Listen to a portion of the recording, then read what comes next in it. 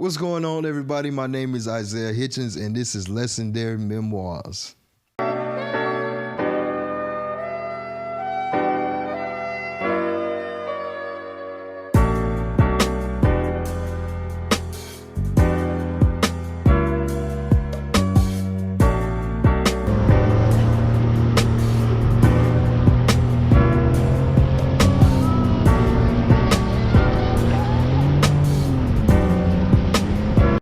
All right, so as always, I want to welcome each and every one of you back to the channel.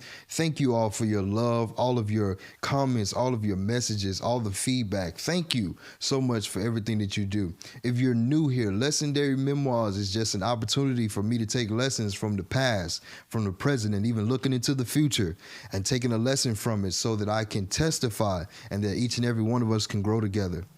I want to invite each and every one of you to like and subscribe and continue to just show your love, continue to show your support, and continue to take this journey with me.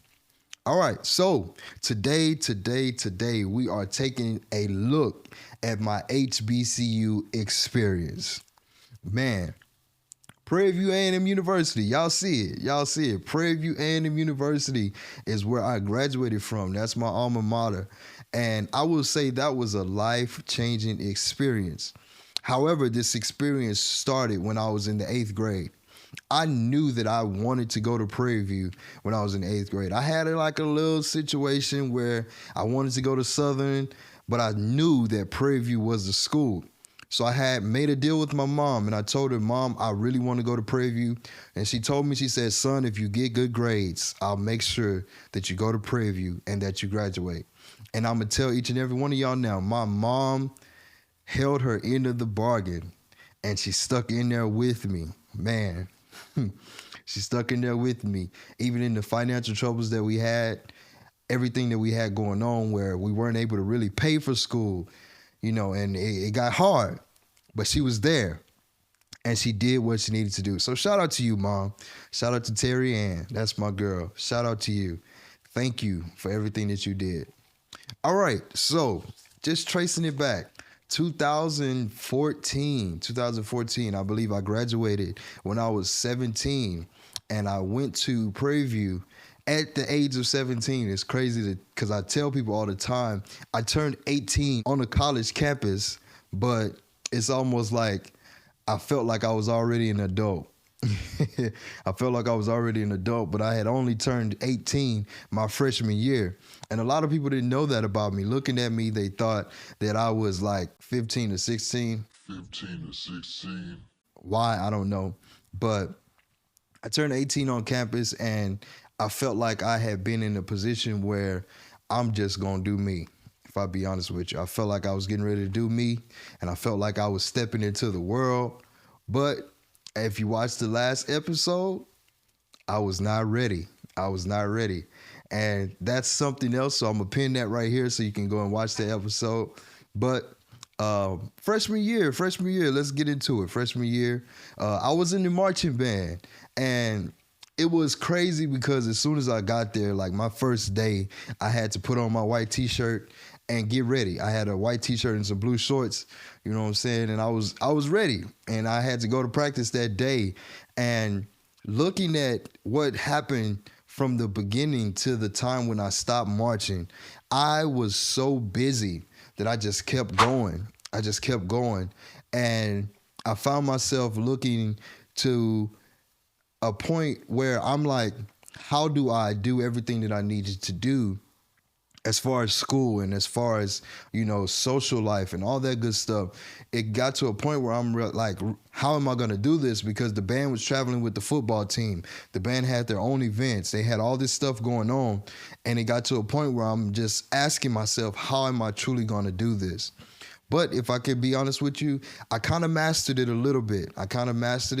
Or let's say this, I masked it, M-A-S-K. I masked it, M-A-S-K-E-D. Yeah, I masked it enough to where I was able to manage, and I was able to do just enough to see my way through. If you went to college, you know what that's about. I managed enough just to see my way through and do what I needed to do. But I was only able to march for 2 years of my HBCU experience. I was only able to march 2 years because one thing led to another, and I found myself where my life was completely shifting. I got to a point where I needed to find out who Isaiah was. Now I have the family here. I have the culture here. We're having tailgate. We have the cookouts. We got, the Greek fraternities doing what they do on the yard. Hump Day was crazy. I mean, come on, like everything that I needed was in front of me for me to feel like I was having a great time. However, I found myself in a position where I am needing to find Isaiah. And I have to tell my testimony here because the only thing that I can do is be real. I got to one night where I was hanging out with my homies and I got back to the dorm room. We had just got high. And I went in the restroom, just doing what I do, normal routine, went in the restroom, used the restroom, washing my hands. And I looked up in the mirror and I heard the voice of God so clearly say, "How long will you play with me? How long will you play with me?"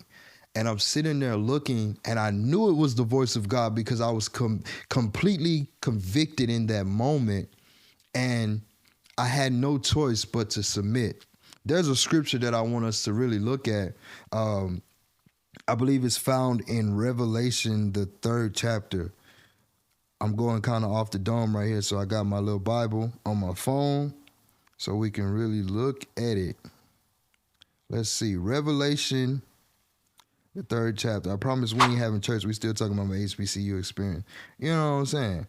So, Revelation, the 3rd chapter, going down to, here we go, the 20th verse. It says, "Behold, I stand at the door and knock.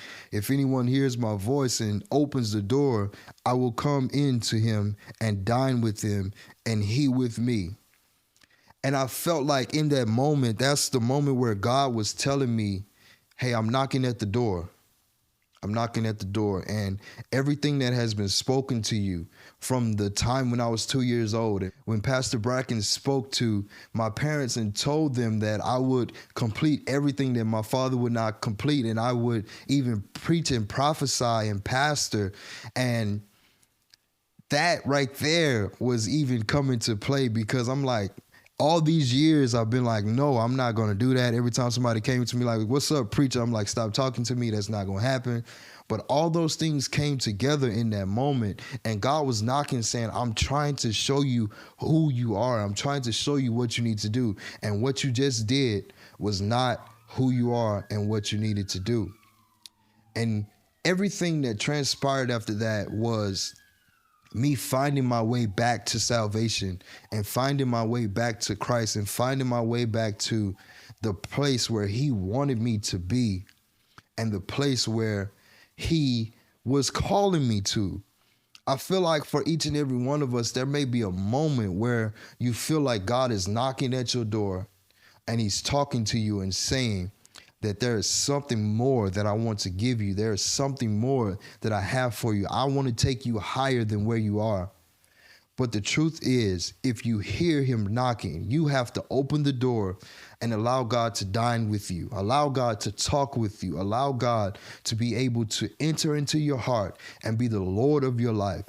Ultimately, he has to be the Lord of your life. He has to have complete control. Why? Because we have what Galatians 5 talks about, the fruit of the Spirit. When God is the Lord of your life, you'll find the fruit of the Spirit: love, joy, peace, temperance, self-control. All these things, you'll find it if you allow God to be the Lord of your life. Thank you, kind Spirit. If you allow God to do that, you will be better than where you are. I just have to be honest. This is a channel where I'm transparent. You will be better than where you are. You won't be stuck in that moment of doing the things that you should not be doing. But God can completely turn your life around and make you better.